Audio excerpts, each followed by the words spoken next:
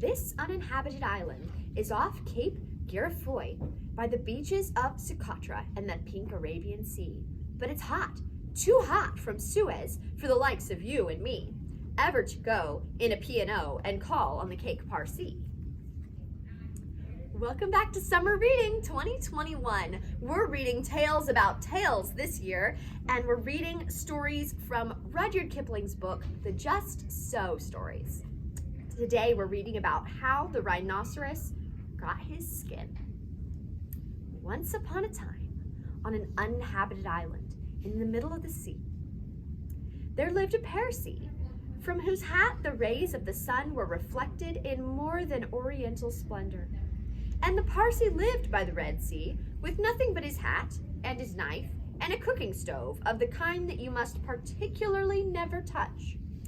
And one day he took flour and water and currants and plums and sugar and things, and he made himself one cake which was 2 feet across and 3 feet thick. It was indeed a superior comestible. That's magic. And he put it on the stove because he was allowed to cook on that stove, and he baked it till it was all done brown and smelt most sentimental. But just as he was going to eat it, there came down to the beach from the altogether uninhabited interior one rhinoceros, with a horn on his nose, 2 piggy eyes, and few manners. In those days, the rhinoceros's skin fitted him quite tight. There were no wrinkles in it anywhere.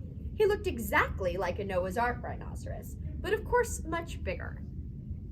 All the same, he had no manners then, and he has no manners now, and he never will have any manners. He said, "How?" And the Parsi left that cake and climbed to the top of a palm tree, with nothing on but his hat, from which the rays of the sun were always reflected in more than oriental splendor. And the rhinoceros upset the oil stove with his nose, and the cake rolled onto the sand. And he spiked that cake on the horn of his nose, and he ate it.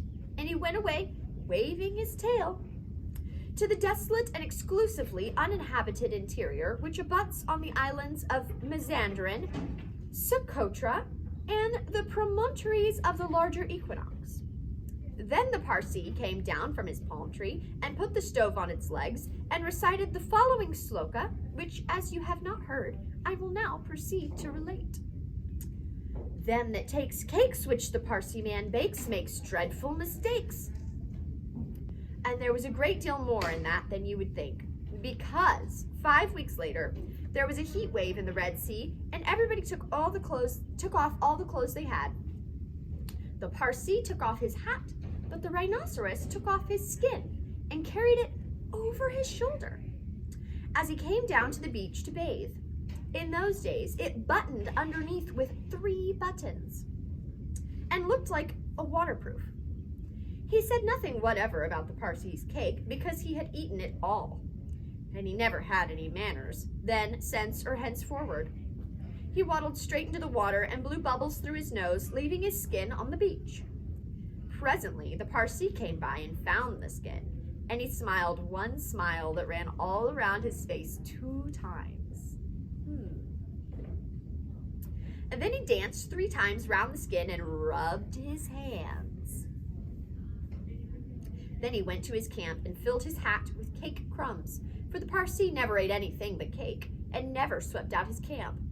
He took that skin, and he shook that skin, and he scrubbed that skin, and he rubbed that skin, just as full of old, dry, stale, tickly cake crumbs and some burned currants as ever it could possibly hold. Then he climbed to the top of his palm tree and waited for the rhinoceros to come out of the water and put it on. And the rhinoceros did. He buttoned it up with his 3 buttons, and it tickled like cake crumbs in bed. And then he wanted to scratch, but that made it worse.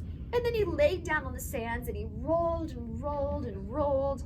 And every time he rolled, the cake crumbs tickled him worse and worse and worse. And then he ran to the palm tree, and he rubbed and he rubbed and rubbed himself against it. He rubbed so much and so hard that he rubbed his skin into a great fold over his shoulders, and another fold underneath where the buttons used to be. but he rubbed his buttons off. And he rubbed some more folds over his legs, and it spoiled his temper, but it didn't make the least difference to the cake crumbs. They were inside his skin, and they tickled. So he went home very angry indeed and horribly scratchy, and from that day to this, every rhinoceros has great folds in his skin and a very bad temper, all on account of the cake crumbs inside. But the Parsee came down from his palm tree, wearing his hat, from which the rays of the sun were reflected in more than oriental splendor, packed up his cooking stove, and went away in the direction of Orotavo, Amidagla, and the upland meadows of Anantarivo, and the marshes of Sonopud. Yeah. Thank you for reading with me today. I hope that you love Rudyard Kipling's stories.